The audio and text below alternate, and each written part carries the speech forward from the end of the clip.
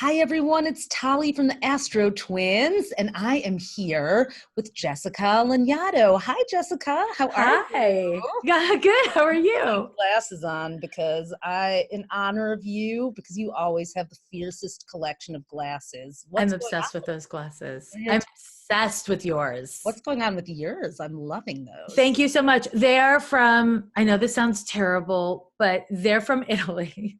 I was walking through the streets of Venice and I found this glasses shop and I met the man who made them and fell in love with the frames and I bought them. I feel like it's a really magical story, but also makes me sound really douchey. But that's my douchey magic for It actually you. makes you sound like someone who has Venus in the first house, as I know about you.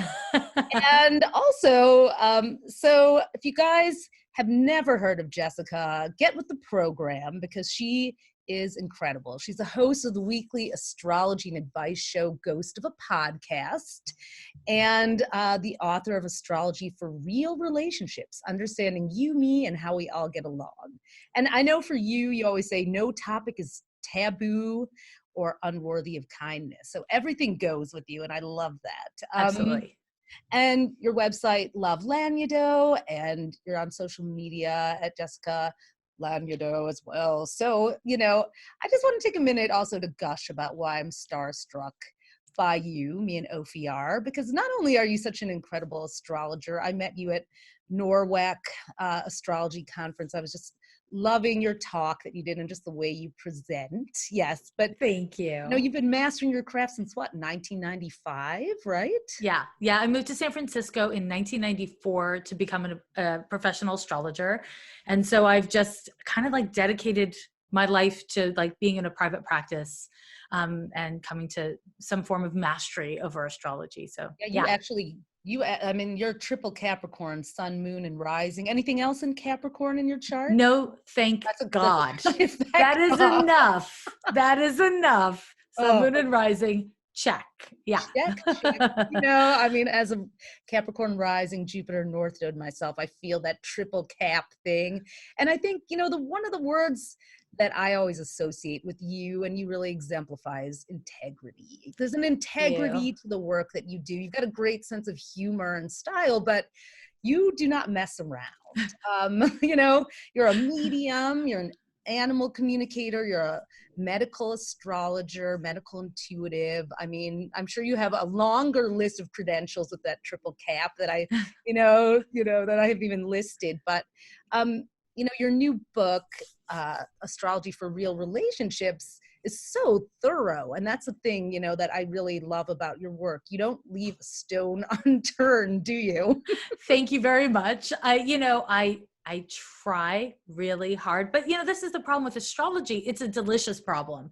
But the problem with astrology is it's endless. Like there's just an endless amount of data that we can mine from every stone, to use your metaphor. And it's really like, it's like there's this part of my brain that's always like, I didn't say enough, I didn't explain enough, I didn't break down enough, and that's that Capricorn perfectionism. But God, I feel that. Right? It's a thing that I think those of us who have a lot of Capricorn in our chart, it's like if you're really committed to the work is never done.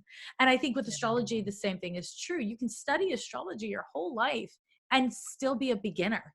You can practice astrology your whole life and still be learning in every encounter. And so I think, with the book, the thing that explodes my brain every single day is I'm like, should I have said this? Could I have included that? Oh my How God. could I have expanded this? How could I have added more of that? So it's just, there's got to be more than one book, I guess. I is have really the bottom same line. voice in my head too. So anyone who's watching, if you're a student of astrology or you've just started even like being a practitioner or even if you're far along in your path, know that voice may never go away. You will never learn it all. You will never be able to be a master of every form of astrology. Well, maybe you will. And the way I'm with you on that. Evolving, someone might be able to. These Gen Zers out here could, have an astro chip growing in their brain right now.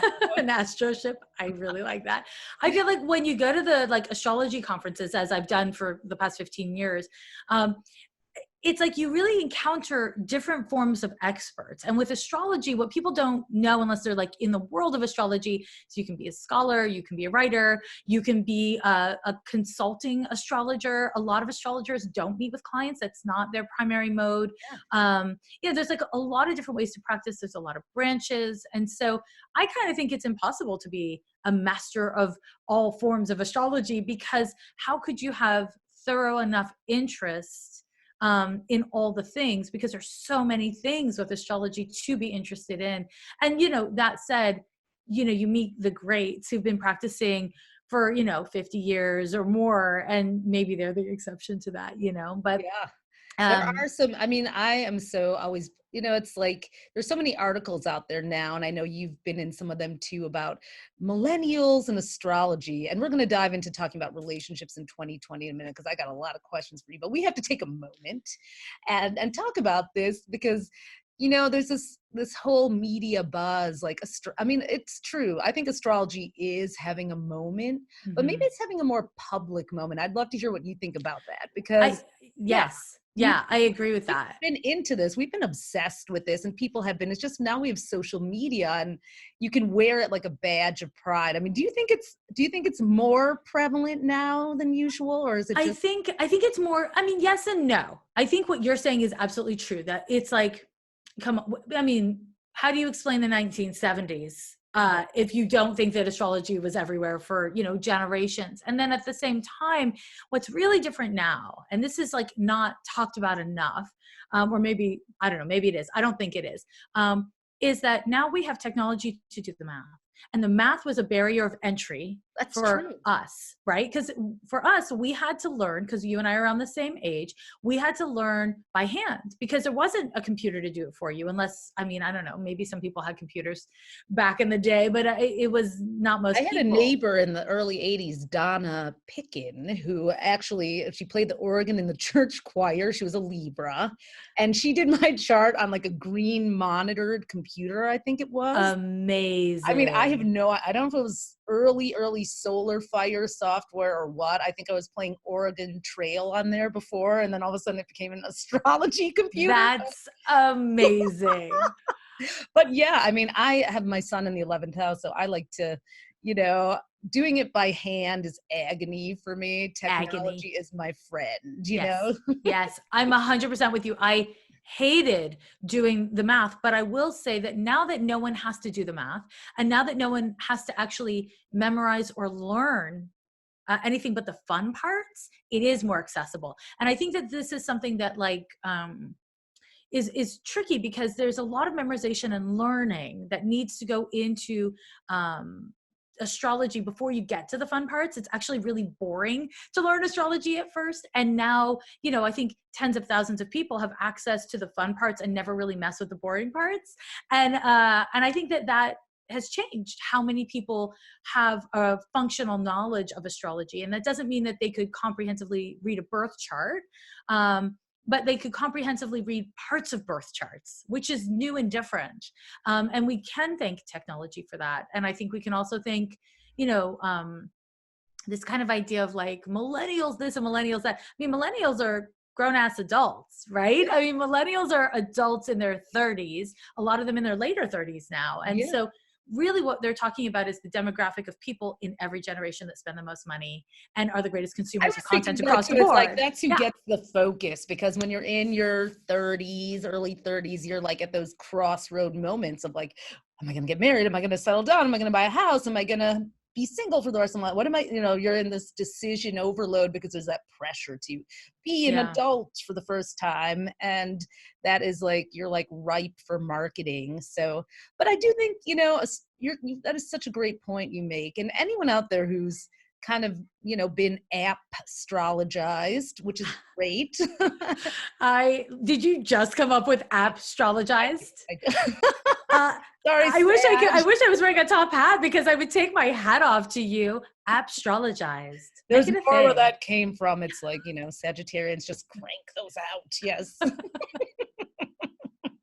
but it's really, go back and learn go to do the deeper learning, because it may be boring. I find it fascinating though, once you actually understand more about why and where this came from. And so that is very Capricorn, which is a great segue into talking about 2020, because we have such a Capricorn heavy year. And I thought you would be the perfect person to kind of talk about what you see. I mean, we've got Saturn and Pluto having their conjunction there for the first time since 1518 on January 12th. We've got Jupiter and Pluto matching up, conjunct, meeting up at the same degree of Capricorn 3 times in April, June, and November. So what do you make of that what do you think is ahead for us all or what's that going to do? What do you see? Yeah. I think I think of that just like I think of all astrology on multiple levels. There's the level of the global impact, and we are already seeing a rise in public unrest, like social unrest. We are seeing people coming together and hitting the streets to fight back against tyranny from corporations, governments, or just oppressive patriarchal systems, which is really, I think, indicative of not just that Saturn Pluto, but also Jupiter coming into the mix, because then we get Jupiter is about philosophy and big ideas. And I think that when we have all of this energy in Capricorn, we have the potential for people to come together and to reshape society, the infrastructure of society. So on a kind of social impact level, I think that this can go very strongly for the people, by the people, or it can go very strongly towards further authoritarian regimes and more fascist conduct. And I am very much of the mind that when societies and communities come together, this is the positive side of Capricorn, when communities come together and kind of support each other in our differences in practical terms, we will reshape society. And when we hide and we protect our individual interests and we go into that fear-based, scarcity-based Saturnian vibe, this is where we are more susceptible to authoritarian style regimes or corporate or religious domination. And so that's kind of like my social hit on that. And that is a great point, especially with Jupiter and Pluto together, because Pluto really like all those unconscious fears that are swirling around, and Jupiter is coming in like a giant spotlight. So I love what you're saying, because it's like, pay attention to those fears that are unconscious. Make friends with those monsters under the bed, because if you don't, then you are maybe susceptible to the shadow side of Capricorn, which is that authoritarianism, patriarchal, system that we've been living under for so many years, not having this opportunity. We have this great opportunity for it to, transform, but we have to, I think that is what we've been dealing with a lot since 2016, is like all the shadow is in our faces, and we're asking ourselves, why is this happening, instead of saying, like, what am I going to do about it? Right. How am I going to stand up and be a part of it? And that's the positive of Capricorn, is personal accountability, living in integrity with your kind of values as much as you can here and now. And I think, when we look at something like our inherited trauma, in the US of genocide and slavery, we have to deal with it as societies. We have to deal with it now. There's no pushing it back into the back of the closet. There's no pushing it under the rug anymore.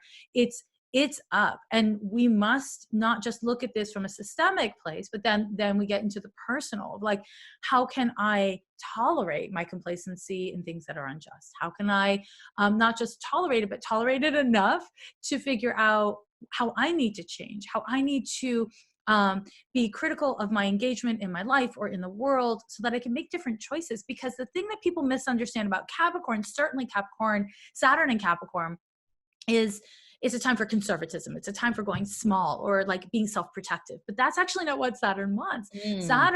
Capricorn wants well-intended pruning.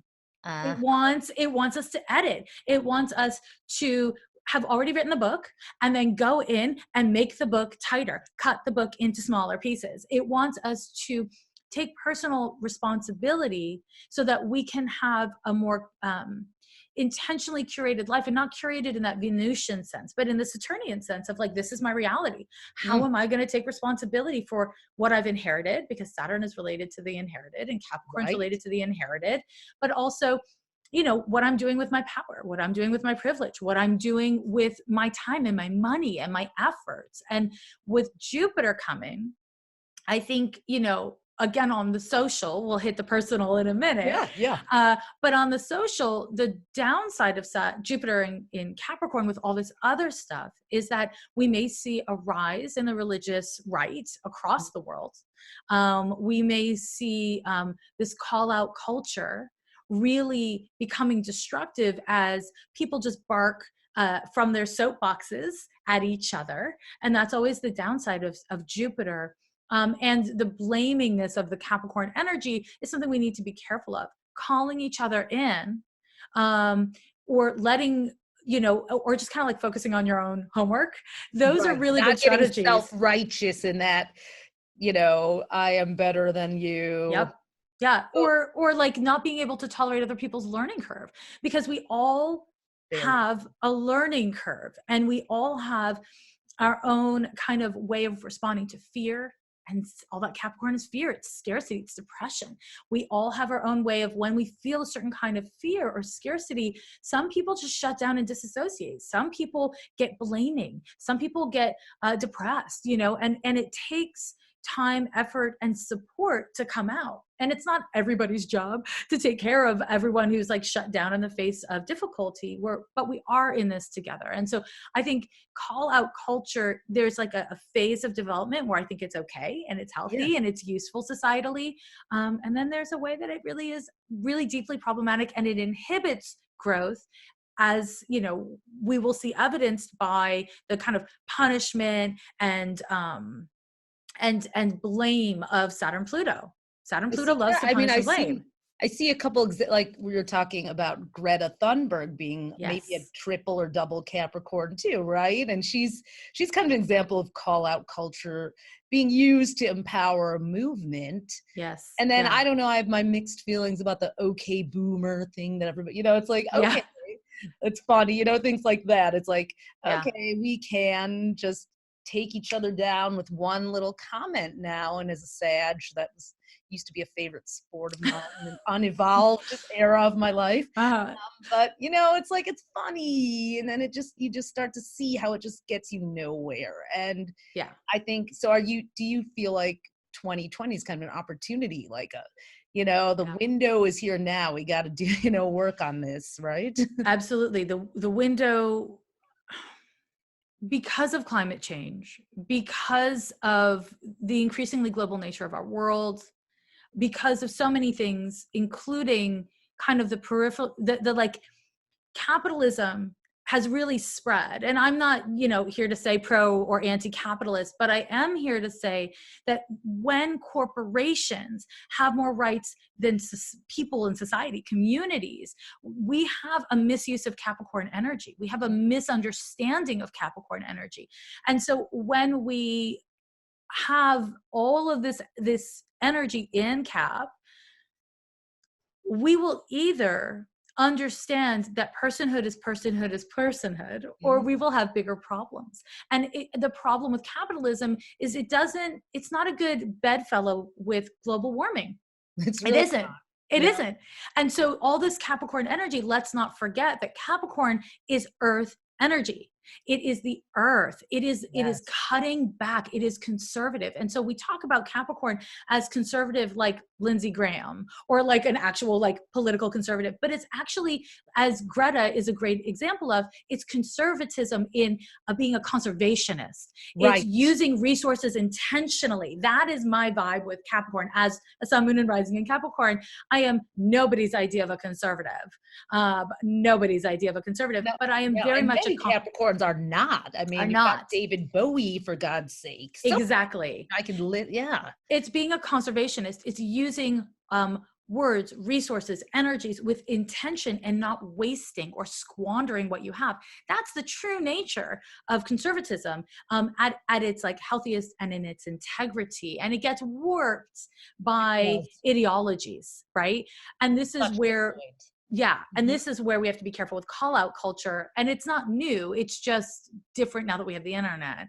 But this like blaming and punishing thing is very Capricorn in its unhealthiness. And when we lose our humanity or we compromise our humanity in efforts to protect our humanity, then we've lost the thread, you know. And that's what Saturn Pluto is trying to teach us. Mhm. And that's, you know, it's global, it's social, and it's also personal. It's very personal. Which is a great segue into your book. And I want to definitely Thank you. talk about your view on relationships. One thing I want to just backtrack on, because Sag always says one more thing, I love it. which is, you know, what you said about us inheriting the system. When I was researching, you know, for our 2020 book, we both have our books behind us, which I love.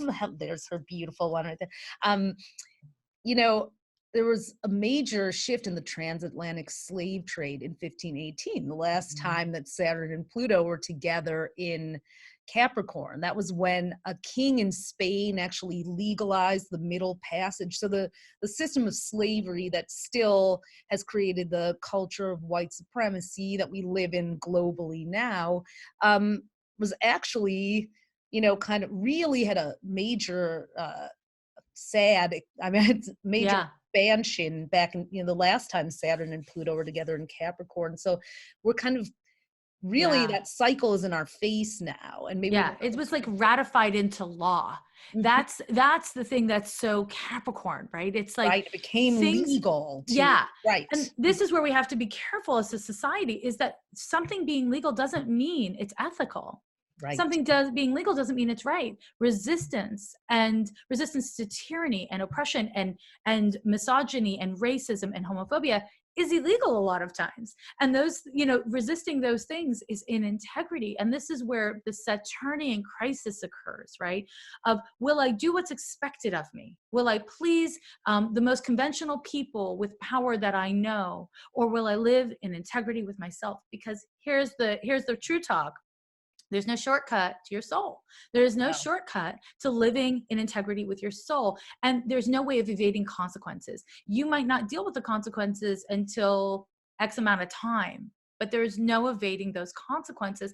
And I mean, I know I've never sounded more like a triple Capricorn than I do right I now, but know, I right? believe what I'm saying. Consequences. Yeah. I believe it. I believe it. So I think that this is huge. And I, you know, from what I don't, you know, I don't have like the research in front of me, but from what I remember from the research I have done, whenever Saturn and Pluto meet, regardless of sign, we see, you know, the incorporation of prisons, private prisons. Oh, We see right. like That actually did more, happen. Yep. The yeah, corporatization the last time. yep. That was in Libra, I think, right? Saturn, Pluto, and Yep. Like Libra. core civic. Yep. Was for It's then. it's Privatized. really like this like legalization of systemic oppression and repression is the danger with Saturn Pluto. And there's only one way it doesn't go pass. It's if people, masses of people rise up. And you know, we can look at what's happened in Hong Kong's election just the other day. Yeah. It really was so inspiring. There's people around the world who are rising up against tyranny, and it isn't legal. It And do you isn't think legal they what they're will doing. more with Saturn going into Aquarius for that brief Yeah, window from March 21st to July 1st? So if you didn't yeah, know, Saturn is going to finally take a little break from Capricorn for the first time since December 19th, 2017, for just a short window. And then it'll be hmm, back in Aquarius for a longer spell on from December 17th of 2020 till March 7th, 2023. So that's going to bring in a different energy. Saturn yeah. is the co-ruler of Aquarius, so it's still at Hmm. home there. It's the ruler of Capricorn. What do you think? What do you see for I'm concerned, yeah, honestly. I'm concerned not just because of Saturn and Aquarius, which I'll speak to very specifically in a moment, but because on the other side of that will come that Saturn square to Uranus. mhm, And what I think we need to always do with astrology when we're looking at our personalized or social conditions is have a big picture view, and then work to get present and start from here. And so when we go big picture with Saturn and Aquarius, we can see unfortunately the crackdown on social movements, the crackdown on communities banding together. And I think this is like when we look at, you know, social media and the data collection and the proliferation of like fake news or lies, this can be really tricky, looking at the themes of propaganda and how they impact our sense of community and coming together, because Saturn and Aquarius can actually serve to rip us apart and focus on our differences. And so again, this is part of why I'm like obsessively talking about how we can come together and see each other as cousins, because we are cousins, all of us. People you hate, people you would disagree with, they're still your damn cousins. They still have dignity. You still have to see the dignity in each other, right? That's my cousin. Oh, right. I know. You can hate your we cousin. all have those cousins. We do. We And you know what? 7 We billion. at least. At And we least. deserve to see the humanity in them because we want them to see the humanity in us. And I think that when we see Saturn moving into Aquarius, we're going to see some things kind of rear their heads. And when they return, when Saturn finally does leave Capricorn, we need to be ready. We need to be clear about what our values are and what we're willing to do for not just our friends, not just for our family, but for our cousins. And I think that, you know, when Saturn and Uranus do finally form a square, there will be consequences for activism and for standing up for cousins. And I think it's really important that we're willing to bear those consequences, because if we bear them together, then we change the outcome. And if we bear them separated, as that Uranus, that Aquarius and Capricorn stuff is like, it does separate us. But when we remember how we are only separated in duality, now I'm going to get a little spiritual on this, but yes, go ahead. when we, That's why we're here today talking to you. That's what we're here to do. So yeah, the kind of like Saturnian concept of duality, Capricorn and Aquarius both make us feel alone and uniquely aware of our aloneness, and in a very different way, but ultimately it's the same thing. Saturn, Capricorn vibes are really like, I am alone and it's my responsibility to do this thing for me and my family. And Saturn Aquarius vibes are, I am alone in my head. My unique universe is only me and no one will understand it. And I think that when we allow ourselves to be divided up by corporations, governments, churches, parents, whatever it is, authority figures, then it reinforces the scarcity part of Saturn. And when we are resonating with scarcity, we can only do enough for ourselves, and we can't bear to do something for someone else. We can't bear to take risk. We get conservative in that unhealthy way. There's not enough to go around. Exactly. With Saturn in Aquarius, however, there have been historically some big social justice initiatives that happen. I think like throughout history, Saturn in Aquarius has also brought us that exact, like, maybe it pushes us to that point where we're like, wait a minute, I don't want to feel this way. I don't want to feel alone. I don't want to be, you know, living in this system that doesn't work for my cousins as well as me. And it is historically been a time where people have kind of, so, you know, people like, will rise up and come together. Cause this is the thing, you know, if you're learning astrology, you always want to remember the kind of order of the signs is not an accident, right? It's like when we have a planet moving through the sign of Capricorn, we got to get real. We got to like start acting. And then in Aquarius, we can kind of like, there's more energy moving us forward with our actions. And this is, I think, part of why we see trends of social justice and things becoming kind of more for the people occur, because we're finally ready to like not start. We don't start in Saturn and Aquarius. We start to get results in Saturn and Aquarius, right? We're at that like, okay, I got to work from this higher mind now because my best material world push is only taking me so far. Yes. And, you know, but I always think of Aquarius as that unconventional, it can bring people together too in unconventional ways. And that's, you know, let's talk about relationships. Let's talk about it now, because, you know, your book is called Astrology for Real Relationships. So I want to, you know, what do you, you know, and I, like I said, it's so thorough because you don't just write about, you know, I love that you see relationships beyond gender binaries. You know, you've always written that way, but also, you know, you don't just narrow them into romantic relationships. You have categorized the book into friendships and chosen family, dating, and then long-term relationships. So what makes a real relationship in your, Mm-hmm. what makes it real to you, Yeah, for me, my conflict with astrology texts, not with astrology itself, um, but with astrology texts, is that their relationship books seem to have historically focused on boy girl long-term monogamous relationships. So it's basically, first of all, you have to be straight. Second of all, you have to fall into the gender binary. You then have to already be in the middle of a long-term relationship in order to get the value from it. Right. And all of those things do not resonate for me personally in my personal life. And so I think that and I also see a lot of like talking about like family of origin, but from a very heterotypical place. And I think that when I'm thinking about astrology for real relationships, I'm thinking about, I have a lot of friends I've never met IRL. I have a lot of friends that are like my digital friends. And that's my real life. And that's like millions of people's real lives. We've only hung out once in person, but we have the same taste in jumpsuits, and Yes, we both do. doing our nails when we got on the, Yeah, and we've hung out on the phone, and we've like been Yeah. connected for years. But I and feel it's totally connected to you, but it's so true. It's like that. It's like that. And the reality is, for a lot of people, certainly this is nothing new for queer people, but for a lot of people across demographics, our friends are our chosen family. Our friends are our community. Our friends hold us up, inspire us, instruct us around the world. And I wanted to make sure to write about platonic love, because I think not only are our platonic relationships essential to our wellness, but also if your love life doesn't encompass the platonic side of your love, best of luck being happy long term. Right. And Right? Saturn's moving to Aquarius. Also, Jupiter is going to be in Aquarius at the end of the year.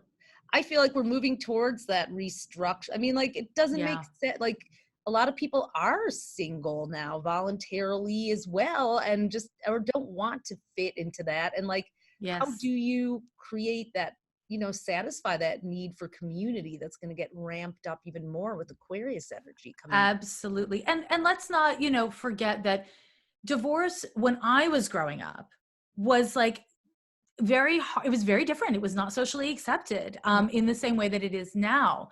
I meet someone now and I'm like, oh, your parents are married? That's shocking. And that's partially because women have rights. It's partially because women can earn their own money and have the legal religious right and religious right to leave a relationship. Women aren't owned anymore. And that's new in human history, in Western society. That's actually quite fresh. And I think it's really important to acknowledge that, and to acknowledge that we live a lot longer, guys. We are not done. When I was growing up, I was like, oh my God, if you're in your 60s and you're an older person, it's like the end of days a little bit. Now it's like your 90s is a normal life expectancy. Yeah. And so, are you going to marry someone in your mid 20s and stay with them until your 90s? For most people, that's a really tricky ask. And so this is where our friends and our chosen communities and families become really essential. And I think, as you're saying, we are going to see that more and more. And I don't see, unless women are forced back into marriages and forced out of making our own money and building our own wealth, I don't see that changing. And that's separate from even considering queer, like the queering of relationships and the queering of communities, which is not just about gayness. It's about straight people as well as queer people or gay people recognizing that they don't have to have kids, that they don't have to conform to specific roles. This isn't about gay, straight, Or even monogamy, or Yes, exactly. It's not about gay, straight. It is about questioning assumptions and questioning our kind of inherited roles and making choices that are authentic, and bringing our communities up as we do it. That's really what I'm interested in. So that's that part of the book. You covered that in your book, and not only do you write about that, but guys, you want this book on your nightstand or coffee table and everywhere where relationships are happening in your life, because Jessica, I don't know how you did that. I'm like, you went through every planet and the signs and houses for all of those different relationship sort of, structures. Yeah. I mean, you like wrote a Bible there. It's really amazing. Thank you. I really appreciate that. Broad-minded perspective that is relevant no matter, you're queer, straight, whatever, no, whatever label you Yeah. put on yourself, you can find yourself in the book. And it's Thank because you. it's so inclusive. And, you know, Thank you. that is, you know, it's a testament. That was a lot. That's a labor of love and It is a power. labor of love. Yeah. And you know, when I was writing it, because like the second section is, it's like Netflix and chill. I didn't call it that in the book, Oh, but that's yeah. essentially what it is. It's like people who you're just hooking up with, who you're like, you're hot, but I don't want to date you. Or the early, like the beginning part of a relationship where you can't quite call them your like girlfriend or boyfriend or your partner. They're not your sweetheart yet, but you're like, will it be that? Like that to me is another real relationship. And Typically when people come for readings the most. exactly. It's why we turn to astrology. We Yeah. turn to astrology because we're like, what's going to happen? And I think that, you know, not enough astrology books, or maybe even any, have truly acknowledged that. And it's not just about sex, because, you know, as I'm writing the book, I am thinking about people who are not monogamous, people who don't fit into the binary. I'm thinking about ace people. I'm thinking about people who are just like super kinky and don't want to make love. Like I'm thinking about all the things. Oh, yes. And I'm thinking about like how, you know, how to not speak in ways that exclude anyone. And that's tricky because some things are more authentic for one demographic than another. So it's inevitable to an extent. You know, it's not a book this big. I mean, it's a book this big. So It's a good sized Bible for sure. Thank you. It's definitely not a 500-page Bible though. So like, you know, there were limitations, but I think that with the kind of like middle range of dating. So I am obsessed with boundaries. Anyone who listens to my podcast or reads my work, but especially if you listen to my podcast, you will quickly learn. Talk about boundaries to me, because I have Sun conjunct Neptune, and they are not your jam. Not your jam. They need to be my jam, but I'm like, oh, what? No, I mean, I love boundaries are my obsession, and I'm a 12th house Capricorn. So I have Mars, Moon, and Sun all in the 12th. So I really have dedicated my life to understanding what boundaries are, to cultivating boundaries in myself, and to supporting other people with them. And I really, a big part of that middle section where I talk about the Netflix and chill, the early stages of dating, is looking at the planets from the perspective of how can you have fun? How can you be authentic without giving yourself away, without abandoning yourself, which is essentially what not having boundaries is. It's a self-abandonment. And what is the style that the sun does that in? What is the style that Venus does that in? What is the style that Neptune does that in, right? It's about looking at all those things. And I think when people start learning astrology, they avoid the outer planets because, you know, like you can be within, you know, a chunk of years of someone and have Saturn in the same sign or Pluto in the same sign. But it's a mistake, because when you put those outer planets in a house, it is your trauma. It's your inherited trauma. It's your passion. It's your compulsion. It's one of your deepest life lessons, because the outer planets govern inherited conditions. So if you have a Neptune Sun conjunction, that tells us of your inherited conditions. It tells us about your mother and your father. It doesn't just tell us about you and your life path, right? And we don't get that from the personal planets. We only get that from the impersonal planets, those outer planets. And so, you know, I did my level best in the book to, you know, share information about that from my perspective. And I think that, again, when we talk about real relationships, the reality is, the misconception is we date from Venus and Mars, and that's it. And the reality is we date for a million other reasons, and we date from all parts of ourselves, not just those two parts. And that's why I went through every planet, because I want to talk about every part.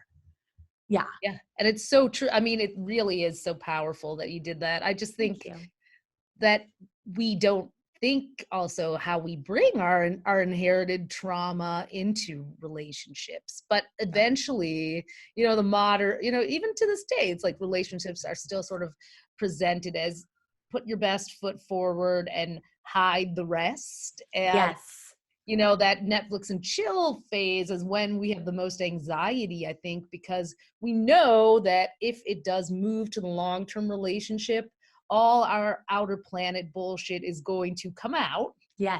And people are going to see that. And that's just, and here we are in this era. And it's, you know, 2020, here we are. We can, filter everything. We can craft an image. We can, basically we're like, here are my Instagram followers, this or whatever. This is what we're defined by so many things that, are a mask. And Yes. Yeah. what do you That are think, curated. are people longing, do you think, are people going to want to lift the mask more, get beyond that Netflix and chill, or are they going to be stuck there a little bit more? That's a great question. I mean, and to me, there's so many layers of it. And I think that, this is where I kind of turn to feminism, because this happened in the 70s and it's happening now, where we have this misunderstanding of sex positivity as I'm down for everything and I say yes to everything. And the reality is there are gender inequities. There are inequities of power. And the downside of something like Netflix and chill is, do you really think you have a choice to say, I don't want this, or to be high maintenance? I've counseled straight men who feel that there's something wrong with them, that they need an emotional connection to have good sex. I've counseled, and people, who've put themselves into therapy about it. I've counseled people who feel like the only way to be sex positive is to be super slutty, or the only way to get a partner is to be super prudish. All these like supposed tos or shoulds, they require our presence and our acceptance and our willingness to look at where those ideas come from, And I think that in terms of getting trapped in the Netflix and chill stage, it's only a trap if it's not consensual authentically. Right. And I think a lot of times it isn't, unfortunately, because we are not like liberated and equal. We aren't. And we don't live in a vacuum. So this like pressure to be sex positive or to be cool or to be easygoing, we can't ignore it. It's huge. And it's right. Huge for queers as much as it is for straight people. And I think that we must be willing to look at, there are going to be a large and meaningful population of people who Netflix and chill is their happy place. That is where they want to live. And it's not a phase. It's just, they don't need intimacy. They don't want that kind of intimacy, not from a lover. And that's fair. We don't all have to have this heterotypical goal in mind. That said, I think most people, the majority of people, actually really do want eventually to have like someone know where they are, right? And maybe they want that person to be a bestie. Maybe they want that person to be a lover or a beloved, right? And I think that what we have more separation, more loneliness, and longer lifespans. And so within that, I think we have a lot more choices, and people actually don't like making choices. We want to be free, but we don't want the responsibility of maybe making a mistake. Right. And so it's tricky, right? I think it's like really tricky. You laid out, it's like the holy grail. Now I have Moon, Mercury, Mars, and Venus in Scorpio. Full disclosure, everyone. So deep. Wired to be like, who's the one? Yeah. However, that is over life. It's like learning that is just like the road to hell, because one person can be your everything. Right. And yes. I think your approach to relationships shows that you can build and, find love in many forms. You can have your Netflix and chill friend. You can have a long-term relationship. Maybe you can have both, depending on your partner. You can have your chosen it's like, you don't have to go to one person for everything. That era is done. Although we're still living under the romanticized, view of that. However, there is something happening in 2020, which may kind of pull for a little bit of that twinning. You are my, soul twin vibe, which we have Venus, which is going to be on an extended tour of Gemini from April 3rd to August 7th, and then retrograde from May 13th to June 25th. Don't freak out, everyone. Don't freak out. Jessica, I would like to hear your take on what you think that's going to do, just on a more, is it going to be light, or is it going to be like, what's it going to do? What do you think? I mean, so there's like a couple things I think. The first one is, and here I am, the murderer of boners everywhere. The first thing I think is that that Saturn, Pluto, Jupiter, Saturn, Pluto, and Cap is going to be the cloud that blots out all other things. Like, I think that ultimately that is what we're going to notice the most because it is so big.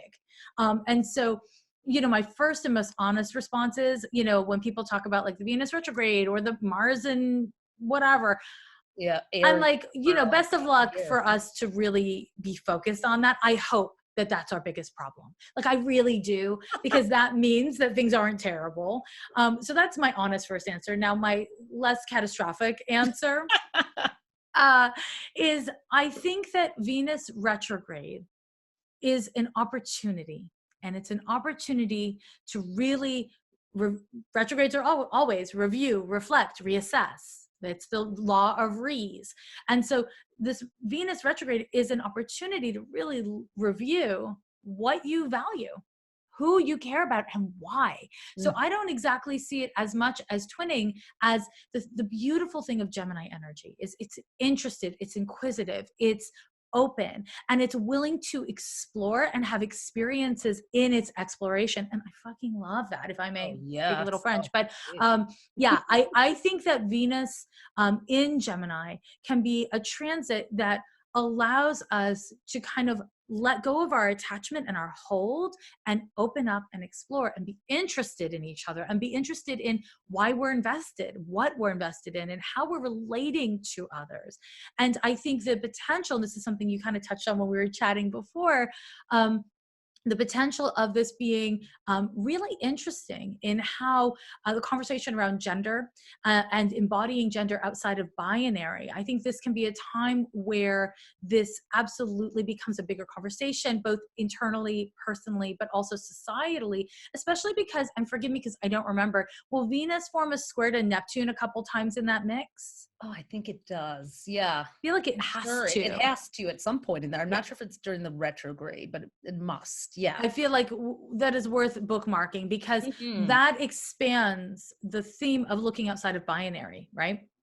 And and that's not just around gender. Of course, it's around our finances. I mean, I'm obsessed with talking about, and I know not all astrologers see Venus as like a personal finances or like a financial plan. It's what you value, what you'll spend on, what you'll yeah. And the North Node's going in Gemini too on May 5th, and we have Sagittarius Gemini eclipses coming. So we're going to be feeling that polarity too. I'm sorry, I'm obsessed with the North Node. No, I love that.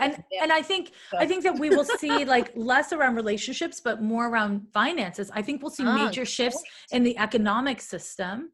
And I don't know if that is like a deeper introduction of cryptocurrencies or alternative currencies, because we still do have Uranus and Taurus, which is associated with changes in the like foundation of the economic system, right? Yes. And so when we have this Venus retrograde, I imagine that we're going to see major occurrences in the value of currency or in the stock market. And so this is not a great time for speculative investing. Not on topic, but worth saying. And even, I'm thinking of Gemini kind of using the barter system, or, like we're kind of running out of resources here.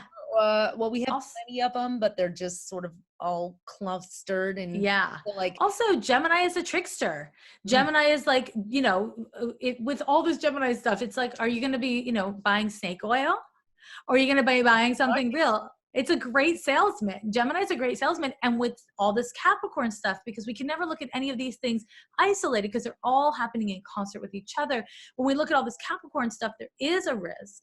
Neptune and Pisces, Venus and Gemini, especially retrograde, there's a risk that we will allow ourselves to be sold basically propaganda that tells us what we want to hear because it feels nice and keeps us on the surface. So we must commit to reviewing and reassessing and returning to what we value. It's going to be very interesting during an election year too, to have that Venus Neptune squaring in two of the most illusory placements, when that's the shadow of Neptune and Pisces, is like, what is real? I can't, and then Venus and Gemini too. So it's going to be, and so May 13th to June 25th, there's going to be a lot of, marketing your primary elections happening. And it's so, what a year. Well, do you have, any kind of other big picture previews that you've been ruminating on as you look ahead to the new decade? I mean, of course, it's just such a strange cacophony in the skies in Yeah. 2020. What do you think the best and brightest, let my Sag side bring, no, I know you've got. I know, I'm a triple Capricorn. I'm like, best and brightest. What What does the that hell mean? is that? I Yeah. know, I can't follow that. Don't even, let's, okay. I have an Scratch answer. I have an answer. I think that the greatest potential, it's like a boring answer, but I'm okay with being boring.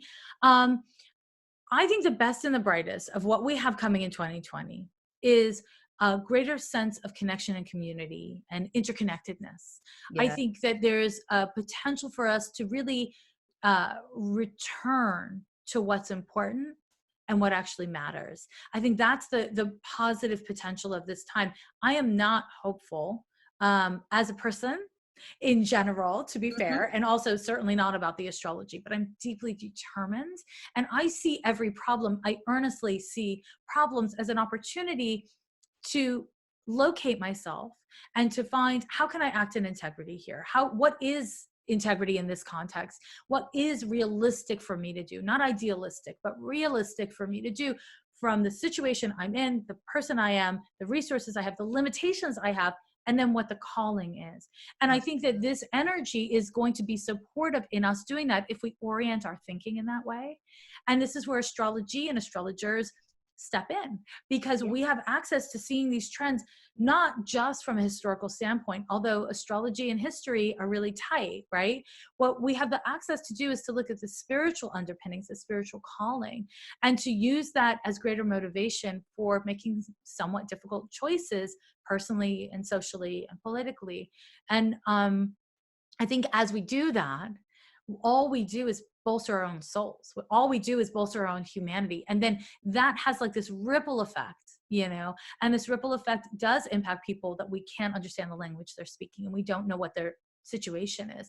Because, from an energetics perspective, when we are more humane in one community, it kind of creates the energy field of acceptance and understanding in another. So, I'm all about being woo when I'm pairing it with practical and like action-based things. And I think that that's something that we're going to see potentially more of across the world and across cultures. And we'll be able to pull in that we're still in touch with the fact that we're on planet Earth, and that we're also guided by some mystical, force that we can't explain, astrology being one of them. We can decode it, but we don't know why, really. Right. Yes. And yet there's a practicality. There's a need to, as I say, bring the stars down to earth, and more than ever this year, in 2020, with the Capricorn cluster just calling for it. The South Node the karmic South Node is still in Capricorn until May 5th too. So I mean, the best and brightest is truly an inside job. It sounds like you're saying it's like finding the way to shine your light, and making, whether that's illuminating a place where you need to change and grow and acknowledge that what needs to shift inside of yourself so you can take that out to your external landscape. I think it's going to be quite a year. I can't wait to continue to touch base with you throughout the year and see how this absolutely. And I think also, if I can just add really briefly to the mix, Uranus and Taurus. Oh, I love that you put on your glasses for that. I have to. Uranus and Taurus is the one thing we didn't touch on. And I think it's really important when we look at what happens in history when the planet Uranus cycles through Taurus. It's really important to remember our humanity. And this just this other reiteration. And I pointed out, not because I have something new to add to what we've already said, but more because I think when you're a student of astrology, it's easy to get too fixated on the signs. And so a lot of the themes that Uranus and Taurus is triggering societally, it would be easy to attribute to all this Capricorn energy. But Uranus is in Taurus, another earth sign. And there's this Uranus and Saturn have some similarities energetically. And they're meaningful ones at this time because we have the reiteration of the Capricorn energy, Saturn and Capricorn. What do you see as their common, their most prevalent common themes that they share, Uranus and Saturn. They're obstinate. They're punishing. There's right and there's wrong. And I'm going to tell you which it is. Uranus and Saturn have that in common. And they do it in very different ways. Saturn is the conventional person going to the mall to pick up their meal. And Uranus is the punk going to the fucking side alley. Sorry, I keep on cussing. The side shop to pick up their meal. Uranus and Saturn are different expressions of society, yes, of convention. And they both get really fixated on this is the truth, this is reality, this is what I'm telling you. And so when we have both of these planets in earth signs, we have, what we're seeing, the reason why people are taking to the streets, the reason why in American culture we've become so much more political is because we are outraged. It's because things are wrong. And so Uranus is that outrage. It's taking to the streets. It's calling things out. It's feeling the need to be a part of something and connecting with people, whether it's online or in person, around what we believe. And if it wasn't for Uranus, if it was just Saturn, we might only be talking about it with our friends or our families. But because of Uranus and Taurus, we are talking about it domestically and globally. In ways that we haven't for so long. I mean, the last time was, sadly, that Uranus was in Taurus was under Hitler's regime. Yes. And which birthed the UN, right? So the reason why the UN came together was in response to the rise of fascism and tyranny from men like Hitler. And so we see this coalition of nations having more of a global conversation started with Uranus and Taurus. And here we are with the UN falling apart, right? The nations don't want to talk to each other anymore, at least certain nations. Let's not name names, or let's name names, as it were. I think are Uranus or Saturn restrained, or just let it out? Exactly. It's like my whole life. Exactly. Yeah. So I think that this is an important thing when you're learning astrology, because of course we're talking astro talks, when you're learning astrology, to be able to see the nuance in the difference between something like Aquarius and Capricorn or Uranus and Saturn. This is foundational to have a really functional use of astrology. So it's great to pay attention to that. And if you're curious about what has happened historically under these influences, all you got to do is some solid encyclopedia work, aka Googling. We have a bunch of it in our book. A lot we've written extensively about it, and we did something in the 2019 book about all the historical trends of Uranus and Taurus. So I can't wait. I can't wait to see that. I know, it's fascinating and also alarming. But history, when history comes back around, we can learn from the past, mistakes, transgressions, and lessons, so that we don't repeat it. But it's so interesting how the planets will just keep pushing the same karmic lessons forward. And the outer planets are definitely the ones that do. The outer planets are the most neglected part of astrology. I couldn't agree with you more on. Yeah, they're literally my obsession. They're the main thing I focus on in all things I do with astrology. And I will also say that, within all of this, for as long as we have net neutrality, for as long as we have the internet, for as long as we have apps like Bridgeify that allow us to jump over social media, we can share our stories. And for as long as we can share our stories, we can win hearts and minds. And here's the thing. We don't change people's minds. We change people's hearts, and then their minds follow. And we don't want to forget that with all this Capricorn stuff, which is just let me tell you what. It's don't tell people, share. Because that's where we have authentic growth in societies. And this is the beauty of Capricorn energy. People often say to me oh, you're a triple Capricorn. I can't believe you're emotionally intelligent and you talk about emotions all the time. That's actually what Capricorn is. Yeah. That's actually what Capricorn is. You understand the systems and structures of how emotions work and come together. And yes. Yeah. It's about maturity, and you cannot have maturity without emotions. It's not, that's not what a maturity is. Maturity it relies on emotional integrity. And I think that this is something that we are all as a society coming together around and stumbling around.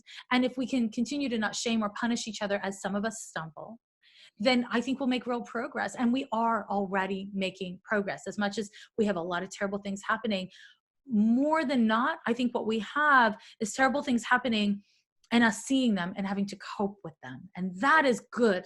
And I mean, it's not all good, but it's good. The shock therapy phase is over. Yeah. We have seen Pluto and Saturn have showed us the shadow of humanity, and, of course, there's always more we don't want to see, but we've seen enough, I think, to go and then we have to go, where's that me? Where am I? Jupiter tour through Capricorn is an opportunity to get philosophical and self-reflect too. Yes. And to heal. Jupiter lights things up so that we can heal them. And the nice thing about Jupiter is it can energize all that stuck Saturn, Pluto, like I shoulds. And it can kind of create a little more air in there. So, I just think of it this way. Listen, airplanes, how heavy are they? They're like tons and they fly. Yeah. And so something can be heavy and still catch air. You just have to have the right math behind it. You just have to, have a strategy. Jupiter, give us wings. I think you gave us the quote for the new decade. We don't change people's minds. We change their hearts and their minds follow. That is beautiful and brilliant and such a new way of thinking of things. Like if you catch yourself stuck in an ideological debate again, whether it's on social media or at a family gathering or whatever, someone, at a bar, go to the heart. Go to the heart. Always go to the heart. And if somebody is cruel to your heart or unwilling to connect with hearts, then, in the words of Brene Brown, don't be a jackass whisperer. That's a Brene Brown quote. I can't take credit for that. It's about talk right here, right? Exactly. You don't have to have a conversation with everybody. Once you've determined that a person doesn't want to have a conversation with you, that they're only going to be punishing or cruel, stop talking to them. That's okay. Talk about the weather. There's lots to talk about with the weather. It's cold, it's hot. It's okay. Leave. You don't have to stick around. There's there's billions of people to interact with. And, 2020 is going to bring us in touch with them even more, I think. Yeah, absolutely.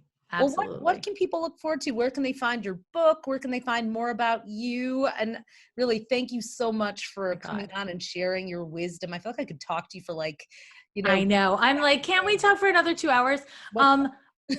Thank you for having me, first of all. I love that the two of you have organized this. I am so excited to be a part of it and to be in community with so many amazing astrologers. We are in a special moment where people who have been practicing for many years can come together and resource and share our perspective and our knowledge and share it with people who live all around the world. And it's so powerful. So thank you, my Sagittarius sweetheart. Oh my God. Thank you, my Capricorn rising sister. Ooh, hey.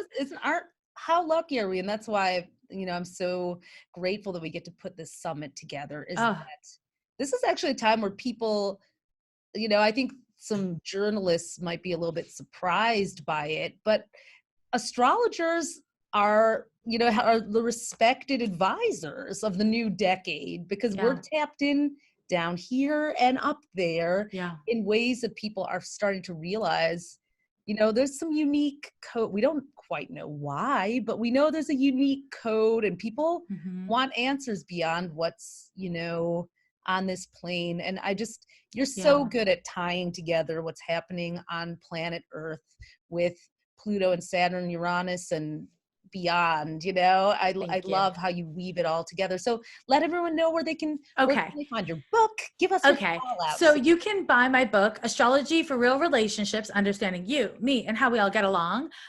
Pretty much anywhere. You can go to my website and buy it. You can go to any independent bookstore, pre-order it, buy it. Target, Amazon, it's selling, all those places, Barnes & Noble, all the places where you can buy books. There's that. Now, you can also listen to my weekly show, Ghost of a Podcast. It's a podcast, and I answer a listener question. Thank you. Every week, and I read charts, or I talk to animals, or I talk to their dad. whatevs. And then in the second half, I talk about the astrology of the week ahead. So it's not a sun sign horoscope, but it's a breakdown of the astrological trends. And it's a great learning tool if you're interested in learning, but I'm not like expressly teaching, I'm more modeling, classic Capricorn. So you can listen to my podcast. As I do, not as I say. Exactly. So yeah, Ghost of a Podcast, anywhere the podcasts are heard, or again, on my website. And also I'm all over social media, Instagram and Twitter mainly, but I'm at Jessica Lanyadoo. So you can go all of those things. Oh, wait, one more thing. I also have a free iOS app called Tiny Spark. Did you know that? Yes, I do. It's very cute. It's pink and it's basically like a modern magic 8-ball. And it says things like calm down or stop asking that question. Like it's basically to me. I have a 19-year-old cousin who I'm obsessed with and I love. And she texted me just last week and she was like, I asked the same question 3 times in a row, and every time it told me to get grounded and ask again, and I'm so mad because it's basically you. I was like, yes, it's basically me. I'm just going to say it again, like a broken record technique until you get it, people. Exactly. I gave you advice once. Exactly. All Capricorn all the time. So yeah, so you can do all of those things. Aesthetic too. I love all the, Thank you. You've got a Gemini on your team doing all this beautiful design work, but I know you're directing it with your Venus and Aquarius. Yes, indeed I am. Yes, indeed I am. Don't let anyone tell you that Capricorns are scared of color. I'm not terrified of color. Bring more color into my life, I say. Exactly. So yeah, so you can find me all over the internet there, and please do, buy my book as a present for your frenemies and your exes, not just your friends and your lovers, because we all need to learn and grow. Okay, I just said that. I pulled that out of my butt. I'm sorry. That's a weird thing to say. But like, are you sure you don't have Scorpio in your chart too? I know. No, I don't actually. I'm thinking of some people from my exactly. I'm all like the weird passive aggressive book that I got in the mail from my ex. That would be really funny. It would be funny, but maybe honey. Okay, why we didn't work out. So exactly. Well, thank you again for having me on. This was fantastic. Oh my God, thank you. I can't wait to go jumpsuit shopping and paint our nails together again too. We had a little chat about how if you've ever had a reading for us, we may or may not have been channeling by doing our nails. So all you astrologers out there, sometimes when you shift your brain waves and do your nails during the reading, you can call in all kinds of things. We're not even joking, okay? Yes. We'll leave you with that one to interpret on your own. Thank you so much. Mwah. I loved having you on, and I will see you soon. Bye. Bye.